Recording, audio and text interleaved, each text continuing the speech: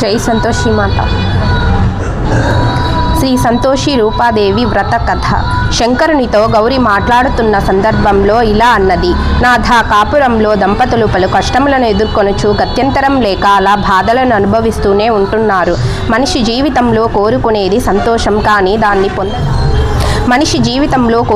సంతోషం, కానీ దాన్ని పొందజాలకున్నారు మానవులు. అది లభించడం ఎలాగో సెలవీయండి అనగా చంద్రశేఖరుడు ఇలా అన్నాడు.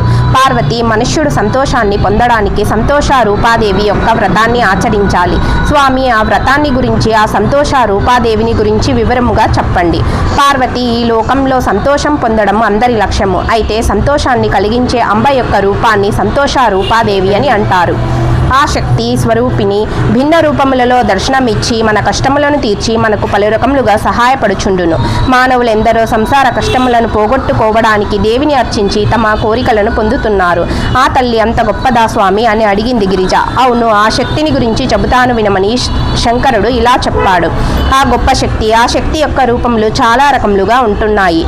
ఈ లోకంలో కోరిన వారికి సంతోషం కోసం సంతోష రూపాదేవిగా అలాగే దర్శనమిస్తోంది. శక్తియే దేవి. ఆమెను దర్శించడానికి శ్రద్ధ మొదటి మెట్టు. ఆమె రూపమే శ్రద్ధ. ఆ శ్రద్ధయే ప్రేమ. ప్రేమ అనేది హృదయ భావము. ఆ ప్రేమ వలన సంసారము పెరుగుతోంది. ప్రేమ ఒక మహాశక్తి. ఆ శక్తిని దర్శించాలని ఉంటే పవిత్రమైన ప్రేమ